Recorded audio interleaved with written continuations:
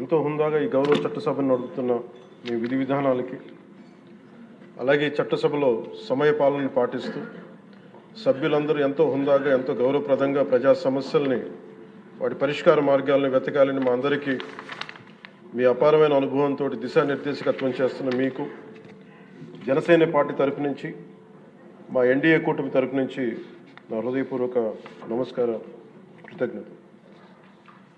సాంకేతికంగా ఇది 3వ బడ్జెట్ సమావేశం అయినప్పటికీ పూర్తి స్థాయి బడ్జెట్ సమావేశంగా ఇది 2వది.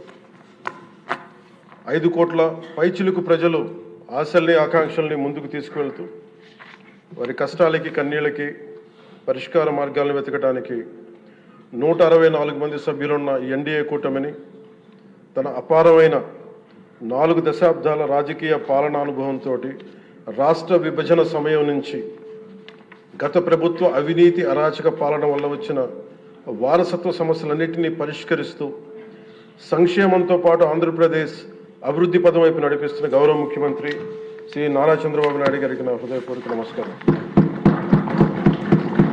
మంత్రివర్గ సహచరులకి, తోటి శాసనసభ్యులకి నమస్కరిస్తున్నాను. ఇంకో 3 నెలల్లో 2 సంవత్సరాల పాలనని పూర్తి చేసుకోబోతున్న ఎన్డీఏ ప్రభుత్వం చాలా కాల పరీక్షలను తట్టుకొని ఒక అరాచక పాలన ఎదుర్కొని ఎన్నికల సమరంలో విజేతగా నిలబడింది. మనల్ని గెలిపించి ఈ నేలకి సేవ చేసిన భాగ్యం కలిగించినందుకు 5 కోట్ల రాష్ట్ర ప్రజలకు కృతజ్ఞత చేతులెత్తి నమస్కరిస్తున్నాను. రాష్ట్ర ప్రజలకి అండగా నిలబడుతున్న టీడీపీ, బీజేపీ, జనసేన పార్టీల నాయకులకి, కార్యకర్తలకు కూడా నేను నమస్కరిస్తున్నాను. నీలో సాహసం ఉంటే దేశం అంధకారంలో ఉంటుందో అని కవి శేషేంద్ర గారు రాసిన వాక్యానికి నిలువెత్తు ప్రతిరూపం భారతదేశ గౌరవ ప్రధానమంత్రి శ్రీ నరేంద్ర మోదీ గారు. వారు అందిస్తున్న సహకారానికి ఎన్డీఏ కూటమి తరపున, ఆంధ్రప్రదేశ్ రాష్ట్ర ప్రజల తరపున నా హృదయపూర్వక ధన్యవాదాలు తెలియజేస్తాను. ఆంధ్రప్రదేశ్ రాష్ట్ర ప్రథమ పౌరులు, రాజ్యాంగ సంరక్షకులు, రాజ్యాధినేత justice, former supreme court justice S Abdul Nazeer గారు చేసిన బడ్జెట్ ప్రసంగం చాలా ప్రేరణించింది. ఆంధ్ర రాష్ట్ర భవిష్యత్తుకు బలమైన పునాదులు వేసింది. వికసిత్ భారత్లో భాగంగా వికసిత్ ఆంధ్రప్రదేశ్ లక్ష్యంగా సాగింది. రాజ్యపాలకులు, గౌరవ రాజ్యపాలకులు శ్రీ అబ్దుల్ నజీర్ గారు బడ్జెట్ ప్రసంగం వింటున్నంతసేపు ఆద్యంతం భారతరత్న శ్రీ అటల్ బిహారీ వాజ్పేయి గారి మాటలే నా మనసులో మెదిలినాయి. వారు అన్న మాటలు, Bharat needs a government that cares, Bharat needs a government that will reach out to the last person in the last. ఆ స్ఫూర్తితోనే గౌరవ ముఖ్యమంత్రి శ్రీ నారా చంద్రబాబు నాయుడు గారి నేతృత్వంలో నడుస్తున్న ఎన్డీఏ కూటమి ప్రభుత్వం దివ్యాంగులకి ఇచ్చే పెన్షన్లు 3,000 నుంచి 6,000కి చేశారు. మంచం నుంచి లేవలేని దివ్యాంగులకి 6,000 నుంచి 15,000 అందిస్తున్నారు. సామాజిక పెన్షన్లు 3,000 నుంచి 4,000కి పెంచారు. రాష్ట్ర వ్యాప్తంగా 63.25 లక్షల మందికి ఈ పెన్షన్ల ద్వారా 2,738 కోట్ల రూపాయలు అందజేస్తున్నారు. ప్రతి విద్యార్థికి 15,000 రూపాయల చొప్పున 67 లక్షల విద్యార్థులకు సంబంధించి 42 లక్షల తల్లుల ఖాతాల్లోకి నేరుగా 10,000 కోట్లు జమ చేశారు. మెగా డిఎస్సి ద్వారా 16,000 ఉపాధ్యాయ పోస్టులు భర్తీ చేయటం, మెగా పేరెంట్స్ టీచర్స్ మీటింగ్స్ పెట్టడం, విద్యార్థుల మధ్యాహ్న భోజన పథకానికి అపరాన్నపూర్ణ మహాతల్లి డొక్కా సీతమ్మ గారి పేరు పెట్టేందుకు గౌరవ మంత్రివర్యులు శ్రీ నారా లోకేష్ గారికి నా అభినందనలు, ధన్యవాదాలు తెలియజేస్తాను. మనకి అన్నం పెట్టే రైతాంగం కష్టాలు, కౌలు రైతుల కన్నీటి కథలు, అప్పులు, మరణాలు విన్నప్పుడల్లా ఆధునిక మహాభారతంలోని పంక్తులు జ్ఞప్తికి వస్తాయి. పొలాల కోరిక ఏమిటి? పంటలు పండించి మనిషి ఆకలి తీర్చాలనే కదా అని దున్నే రైతు అనుకుంటా ఉంటే, అందరి ఆకలి తీర్చడం కోసం దుక్కి దున్నే నా ఆకలి ఎలా తీర్చుకోవాలో నాకు తెలియడం లేదు. నా బతుకొక సున్నా కానీ నడుస్తున్నా. చెట్టుగా ఉంటే ఏడాదికి ఒక వసంతమన్నా దక్కేది, కానీ మనిషిని అన్ని వసంతాలు కోల్పోయానని రైతు బాధపడతా ఉంటే, అలాంటి అన్నం పెట్టే రైతాంగాన్ని గత ప్రభుత్వం రైతుల నుంచి కొనుగోలు చేసిన ధాన్యానికి 1,674 కోట్లు చెల్లించకపోతే గౌరవ ముఖ్యమంత్రి శ్రీ నారా చంద్రబాబు నాయుడు గారి నాయకత్వంలోని ఈ ఎన్డీఏ కూటమి ప్రభుత్వం వచ్చిన వెంటనే 1,674 కోట్ల బకాయిలు చెల్లించింది అధ్యక్ష. అది కాకుండా ఈ అది పే చేసిన తర్వాత దాని తర్వాత 10,650 కోట్లు 7.37 లక్షల రైతాంగానికి 24 గంటల్లోనే 10,650 కోట్లు వారి ఖాతాల్లో జమ చేయడం జరిగింది. ఇంకొక 53,000 మందికి పైగా రైతులకి 48 గంటల్లో సుమారు 1000 కోట్లు చెల్లించడం జరిగింది. తొలకరి వర్షం తర్వాత జలదానం చేసిన మేఘాలకి భూమిలో ఉన్న ఒక చిన్నారి గింజ మెడ బయట పెట్టి మొదటగా వచ్చిన 2 ఆకులను చేతులుగా జోడించిందంటే కృతజ్ఞతలు తెలిపిందని ఒక కవితా పంక్తుల్లో ఉంటాయి.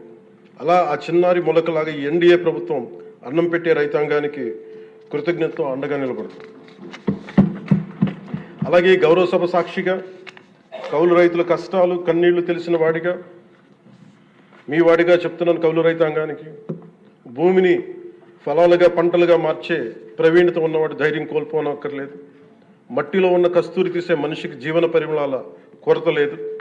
సోదరులైన కౌలు రైతులందరికీ మీరు ధైర్యంగా ఉండండి. మీరు నిండు నూరేళ్లు బతకాలి.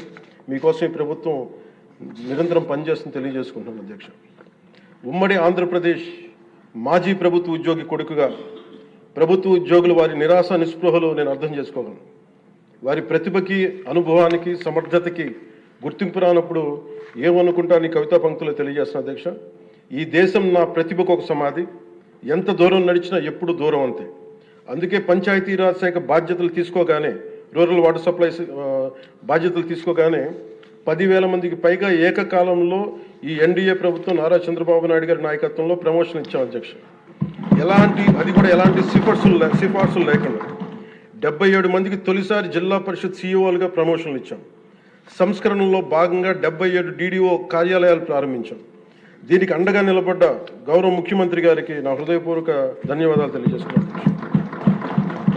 ఒక దేశాభివృద్ధికి ఆయువు పట్టు రహదారులు లేని చోట అభివృద్ధి శూన్యం. అభివృద్ధికి మూలమైనది రహదారులతో పాటు విద్యుత్తు, తాగునీరు, విద్య, వైద్యం, డ్రైన్స్ అండ్ శానిటేషన్. దాదాపు 2 ఏళ్ల పాలనలో ప్రపంచ కప్ గెలిచిన visually challenged women cricket team captain Deepika మొదలుకొని మొన్న పోలీస్ జాబ్స్కి మేము లెటర్స్ ఇస్తున్నప్పుడు ఉద్యోగంలో వచ్చిన యువ కానిస్టేబుల్ కానీ, ఉదయగిరి నియోజకవర్గంలో స్కూల్ పిల్లలు కానీ, ఇలా ఎందరో ఒకటే అడిగారు అధ్యక్ష. మాకు కనీసం నడవడానికి, మా స్కూల్కి వెళ్ళడానికి, మా ఊర్లు వెళ్ళడానికి, మాకు రిలేటెడ్ ఊర్లు వెళ్ళడానికి రోడ్లు వేయండి అని నిండు గర్భిణీలు కూడా ప్రాణాలు అరచేతులు పట్టుకుని కొండలు గుట్టలు దాటుకునే పరిస్థితుల్లో జాతీయ ఉపాధి హామీ పథకం కింద పీఎం జన్మన్ రాష్ట్ర ప్రభుత్వ నిధులతోటి అడవి తల్లి బాట పేరిట 625 గిరిజన గ్రామాలను అనుసంధానిస్తూ 1,005 కోట్లతోటి 1,069 కిలోమీటర్ల రహదారుల నిర్మాణం చేపట్టాం. దాంట్లో దాదాపు సగం పైగా రోడ్ల నిర్మాణం పూర్తి చేశాం. కొన్ని రోడ్లు గంటల వ్యవధిలో కూడా మంజూరు చేశాం అధ్యక్ష. అలాగే మారుమూల ప్రాంత ప్రజలు, గిరిజన ప్రాంత ప్రజలు గొంతిమ కోరికలు కోరలేదు అధ్యక్ష. వారు అడుగుతుందల్లా చిన్నపాటి రోడ్ల సౌకర్యం వారు అడిగేది.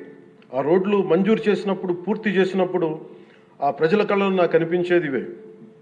గుక్కెడు నిశ్శబ్దం తాగి చిరిగిన చీకట్లు కప్పుకొని పడున్న నాకు కమ్మని ఆశామధురమ కానుకగా తెచ్చాం. స్వాతంత్రం వచ్చి 7 దశాబ్దాలు దాటిన విద్యుత్ వెలుగులు లేని 17 కుటుంబాలు చెంది ఒక మారుమూలన గిరిజన గ్రామానికి ₹1 కోటి పైగా వెచ్చించి 17 కుటుంబాలున్న గ్రామానికి 9.6 కిలోమీటర్ల మేర 200 పైగా విద్యుత్ స్తంభాలను పాతి ట్రెడిషనల్ పవర్తో పాటు పీఎం జన్మన్ పథకం కింద సోలార్, విండ్ ఎనర్జీతో పాటు హైబ్రిడ్ విద్యుత్ వ్యవస్థని ఏర్పాటు చేశాం అధ్యక్ష. ఆ విద్యుత్ వెలుగుల్లో, గిరిపుత్రుల్లో, గుండెల్లో నాకు ఈ భావన చాలా బలంగా తెలుసు.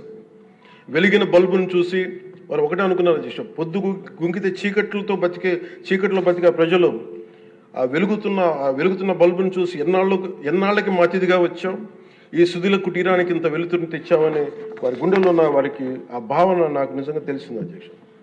గౌరవ ప్రధాని శ్రీ నరేంద్ర మోదీ గారు వ్యక్తిగతంగా జల్ జీవన్ మిషన్ చాలా ఇష్టపడి ఎంతో బడ్జెట్ దాదాపు 191,011 కోట్లు ఆయన 1924 మధ్యలో ఈ జల్ జీవన్ మిషన్కి బడ్జెట్నిచ్చి ఈ దేశ సగటు పౌరుడికి కనీసం సరాసరి 55 లీటర్ల రక్షిత మంచినీరు అందించాలని లక్ష్యంగా ముందుకు వస్తే గత ప్రభుత్వం కేంద్రం నుంచి 27,000 కోట్లు కేంద్ర ప్రభుత్వం ఆమోదం తెలిపితే ఖర్చు పెట్టింది వాళ్ళు దాదాపు కేవలం 4,000 కోట్ల అధ్యక్ష. అందులో కేంద్రం వాటా 2,000 కోట్లు. 4,000 కోట్లు ఖర్చు చేసి పైప్ లైన్లు వేయడం తప్ప ఒక్క గ్రామానికి సంపూర్ణంగా నీరు ఇచ్చింది లేదు. జైజీవన్ ముగిసే నాటికి అలాటెడ్ 27,000 కోట్ల వాళ్ళు ఖర్చు పెట్టింది మినహాయిస్తే 23,000 కోట్లు వినియోగించుకోలేపారు అధ్యక్ష. అలాగే అది ఎక్స్పైర్ అయిపోయిన తర్వాత కూటమి ప్రభుత్వం నారా చంద్రబాబు నాయుడు గారి నాయకత్వంలో అధికారంలోకి వచ్చిన తర్వాత ముఖ్యమంత్రి గారు కూటమి నేతలందరూ కలిసి కేంద్ర నాయకత్వాన్ని అడిగి ఇంకొక పొడించుకోగలిగాం. ఈ ప్రయత్నంలో 1,242 కోట్లతో Uddanam, Dhone, Pulivendula multi village project స్కీమ్స్ని మే నాటికి పూర్తి చేయాలని లక్ష్యంతో ముందుకు వెళ్తున్నాం అధ్యక్ష.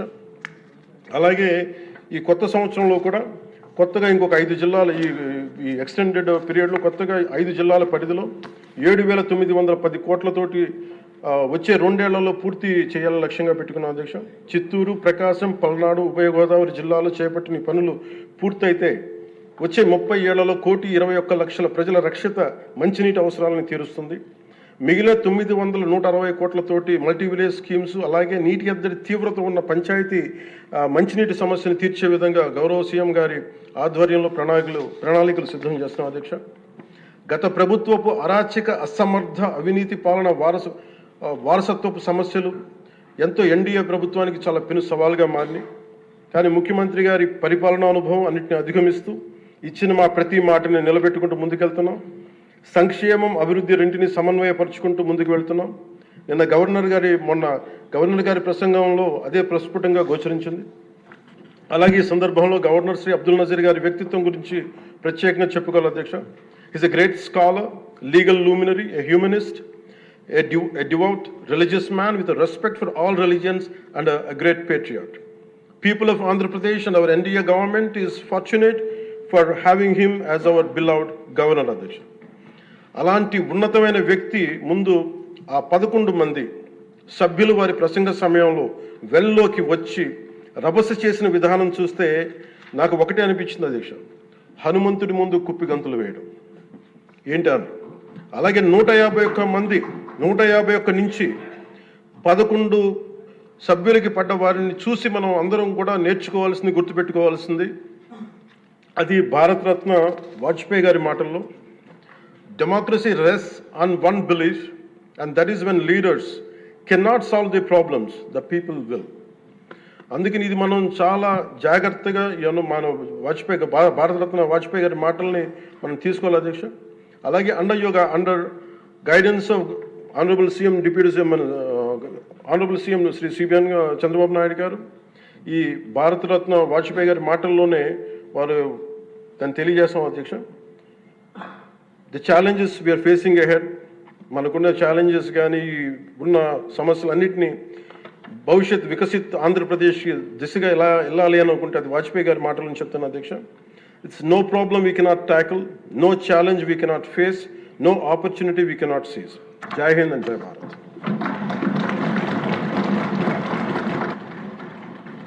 ఇప్పుడు గవర్నర్ గారి ప్రసంగానికి ధన్యవాదములు తెలిపే తీర్మానంపై జరిగే చర్చకు గౌరవ ముఖ్యమంత్రి గారు జవాబు ఇస్తారు.